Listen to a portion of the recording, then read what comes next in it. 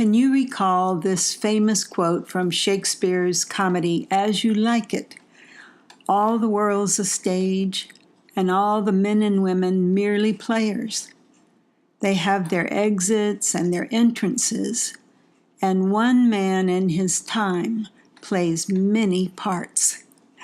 So we are beginning a brand new moon cycle this week in Rock of Gibraltar, Taurus. It comes this Saturday, May 4th, and is going to be characterized by three things that are going to be the flavor for the whole month ahead. And the first one is a gift of sort of a steadfast persistence about whatever it is you devote your belief to. And those of us who know a Taurus friend really well, we might call that steadfast persistence stubbornness, but it is designed to help us commit to our purpose, to our mission in this life, should we choose to accept it. And the second thing is, this new moon in Taurus inspires a desire to enjoy the comforts of wealth, the comforts of home as well, and wealth as we define it. So there is a third thing also, a tremendous fixity of purpose for stepping out in the full regalia of your role. Each of us have our own unique one, but the role that you have to play on the world stage, it's time to take your part. So because the sun and moon will be in luxury-loving Taurus, that's the kickoff for this month. And I would ordinarily say, now is the time to make yourself comfortable, put your feet up, and just enjoy it. But I can't really tell you that because this Taurus energy is going to have a way of putting limitations on your freedoms, on your expansiveness. How? Well, we can become too attached to those 5-star luxuries and those silken comforts that Taurus always loves. And so when change beckons us, as it absolutely is doing now, we might dig our heels in, sort of refusing to budge when Uranus's wake-up calls strike us, and really with a thunderous urgency, especially with this new moon. Well, welcome. I'm Judith Royal. I'm an archetypal astrologer, and this is your astrology weather forecast for the week of April 29th to May the 5th, 2019. So our challenge is to stay light on our feet and to expect the unexpected.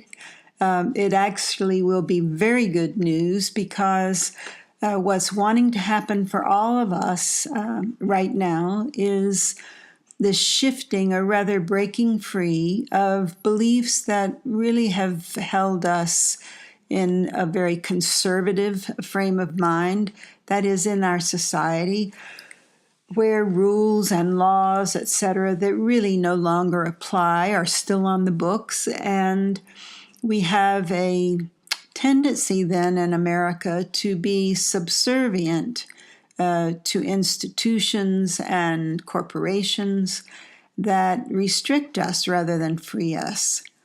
So any teaching, for example, in our religious institutions, that suggests that self-sacrifice is a spiritual path, that we need to break out of that, because no matter how we may dress up to play our role on the world stage, the total beautiful integrity of your true self is still shining through.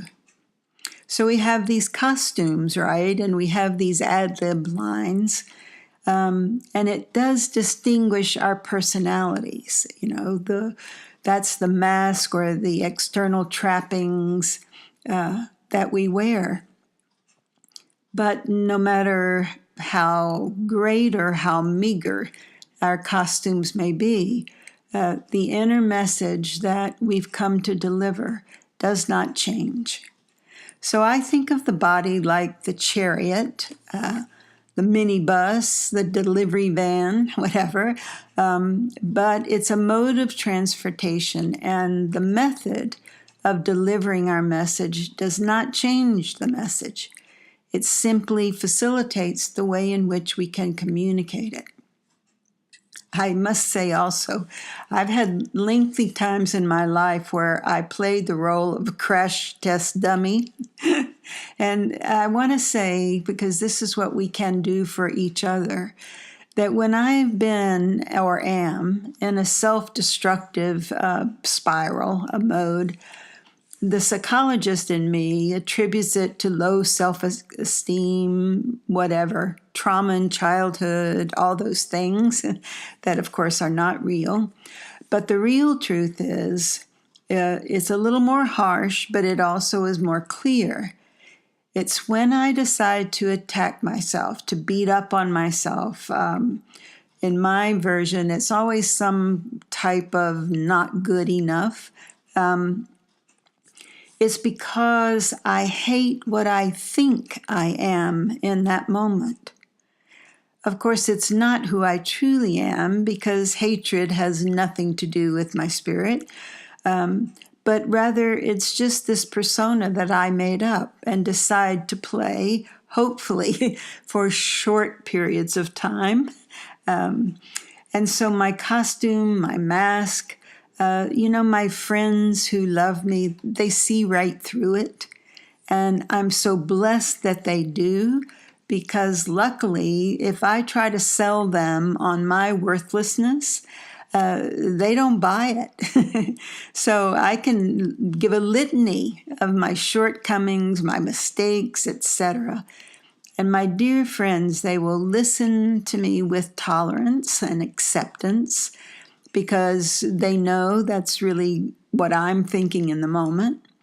But what they give back to me, what they mirror back to me, is not the trap that I'm in. Rather, they mirror back to me the love that is there. So that's what we can all do for one another. In fact, I remember Mother Teresa had that great quote where she said, "We can heal the world one smile at a time." That's really not so much to ask, right? So the spiritual lesson in the coming month is about that. That instead of all of that, life can be a constant rediscovery of the great powers that are latent within us. Powers that we don't even know that we have. Imagine. You've got that superhero who has barely even stretched her shoulders out, right? And what we have shining on us from the stars is the energy to support a superb surge in self-confidence. Oh, I like how that sounds. A superb surge in our self-confidence. That's just fabulous. So, Monday, April 29th, we start the week with the moon in Pisces oceans. So, it's a moody Monday for sure. And Pisces has both the spiritual gift of compassion and empathy, but it also has that persona challenge, or we can dress ourselves up in the costume of the martyr with the moon in Pisces, because boundaries are blurred, right? So watch out for that. And also, Monday Saturn, that big sheriff Saturn I've been talking about, is going to station retrograde, and he'll be there until September 18th. So this is a lengthy and very important shift in energy, because turning retrograde from our perspective on Earth, Saturn appears to sort of sit still. Of course, he's not, but it's just the outer elliptic of his orbit. And so it brings this laser beam focus. And on what? It's really good news, I think, because the fact that Saturn is aligning with Pluto, Saturn's catching up with Pluto inch by inch. Right now, they're just 3 inches apart, so to speak. But it is bringing a focus on the magician in all of us, which is the perfect role to have to channel the power surges and the strong ambitions that are transforming us now. And remember that all of this energy peaks on January 10th of 2020. And what happens then, that's the beginning of a new 33-year cycle. So stirring the alchemical pot that is this planet that we're all stuck to. And it's also the inner self, all the synthesis that's going on as we take all our experience, all the wisdom that we have gathered from that, and we put it in that alchemical pot now. But I think that the outcome is going to be gold of a very different kind, one that you yourself will define, of course. And stirring that pot is likely to release, like vapors that need to escape, some very serious and secretive intrigue, because the desire for power shifts can, of course, come from very selfish motives rather than from the motives of solving universal problems. But the understanding that we are really trying to create together is, of course, that we are one, and we want everybody to come to know that. To know that in that alchemical melting pot, what we're stirring together are all of our separate interests that will become shared interests. So, for example, we see the immigrants languishing at the border wall as our daughters, our mothers, our fathers and brothers. That is why our future is not only better than we might think, but it is loaded with abundance. Tuesday, the moon is still in Pisces, and uncharacteristically for Tuesday, which is usually a day of action ruled by Mars, this Tuesday will be a day for poets. It will be a day for daydreaming, but you're going to also be tempted to try to do a lot. So go easy on yourself, pace your energy. Wednesday and Thursday, very different energy because the pace picks up with the moon in fiery Aries. And Wednesday is rather quiet, but Thursday, not so. Thursday is a very mixed bag, but full of very loving and sympathetic feelings and a bit of good old dumb luck. Then on Friday, the moon moves into Taurus on her way to that important new moon on Saturday, which will come at 3:46 p.m. Pacific Daylight Time. Friday and Saturday, our emotions are quite sizzling. Our mood is very sparkling, and we just have this effervescence about us that make it a great day, especially Saturday, a day to fulfill some secret desires. That sounds like alchemy, doesn't it? So the one that the desire that will bring you more freedom is the one to focus on. So the energy of this new moon, mid-afternoon on Saturday, has that Earth Mother Moon Goddess in Taurus meeting the Taurus Sun.